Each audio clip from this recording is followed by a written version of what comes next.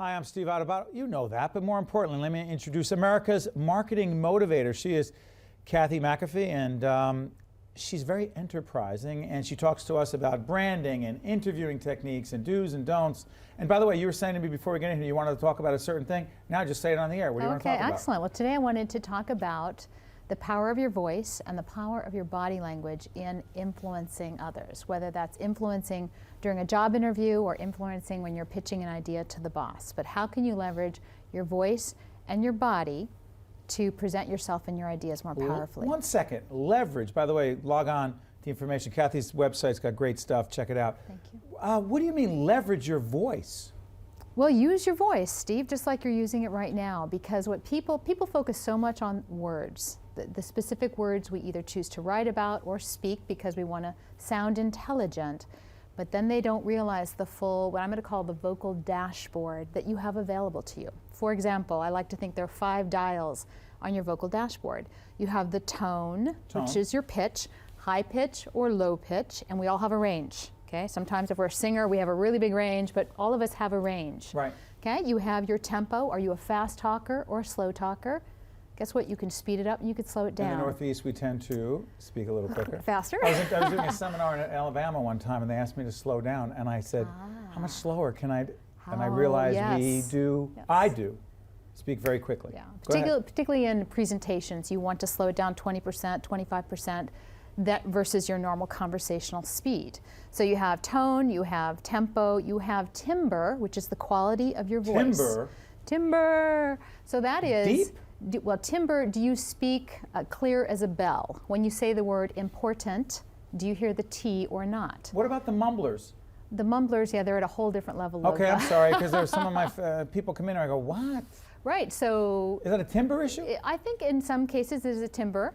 But you also can have more what I call texture to the voice. You can have the radio voice. You can have, when you have a cold, yes. You can have just a little more of a texture. And sometimes in certain situations, that texture could work for you.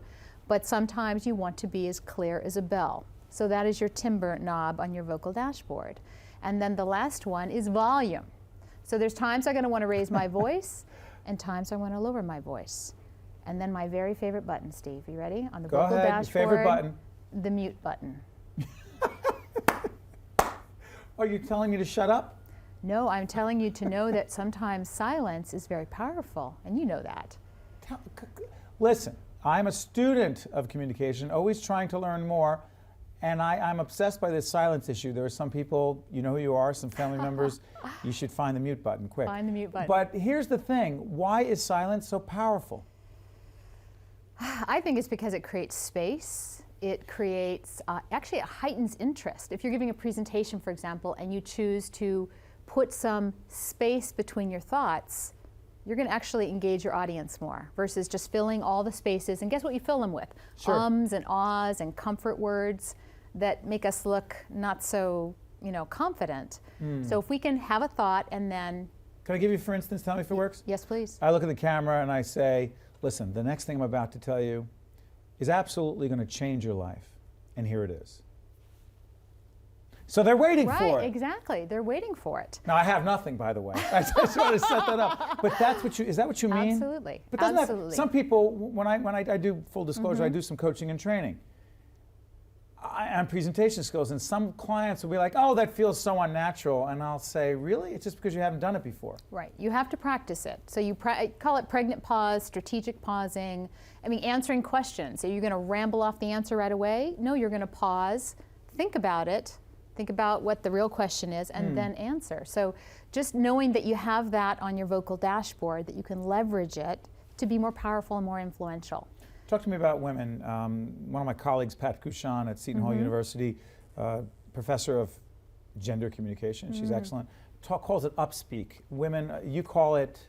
Well, this is a tone. This is in the tone range. So when we speak up and we're making a recommendation that we think is really good for the business, young professionals do this too.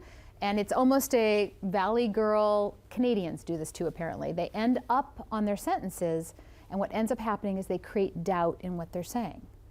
Now, doubt can be strategic. I can create doubt. Is this really okay with you? Sure. Are you satisfied with the solution?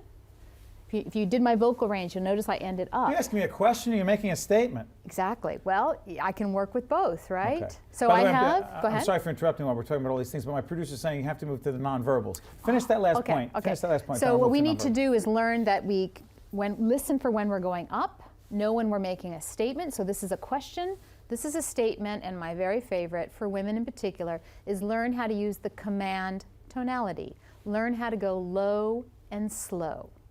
So if I'm giving a recommendation, I think this is the best solution now. I think this is the best solution for you. Low and slow. And again, eye contact, and we'll go into nonverbal next, but I can use a commanding voice. I can ask you a question and use a commanding tone, and you're going to pay attention to me more.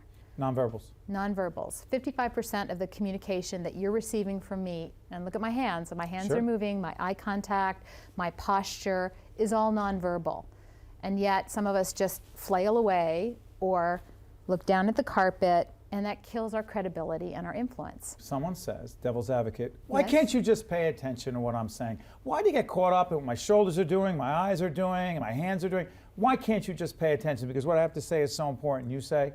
Because I am paying attention, and you're signaling all this stuff with your body language. Your physiology is telling me the way you're sitting, your shoulders, what you're doing with your legs, your hands. I'm so happy to see you. Yeah, are you? I'm really happy to see you. You look a little incongruent to me. It's a mixed message. You're closed Really? or you're cold.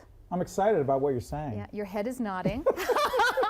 So our ability to read body language, because we can misread it a lot. There's some wonderful resources out there. So you need to read body language in clusters. So you might be sitting like this. Does this mean I'm closed to your idea, or I'm cold? Now, if I add that to a head down, to an eyebrow lift, to an eye roll, now you can read it. There's a bunch of gestures happening. I got a cluster So going. when Bill O'Reilly on Fox has this expert on body language, I'm thinking, really? You could pick that up from one gesture? Tough. You need clusters. You need patterns. You do need patterns. And so, for example, context. Someone's interviewing for a job. Yep. And high stress situation, a lot at stake. You're so inward focused about what you're going to say, about your story, about your credentials. Will they like me? You're not paying attention to what's going on over here, the other person. So I might just start to notice what you do with your eyes, what you reach for, how you're sitting. If you are closed, my challenge is, how do I get you to open up? And there might be things I could do, could say, maybe I open up. I'll tell you what, you got me self-conscious. No, I'm only kidding. Kathy McAfee is America's marketing motivator, and you are the best. Can you come back again? I certainly can. We'll pick it up from Excellent. there. That was Great. terrific. Thank you. Thank you very much.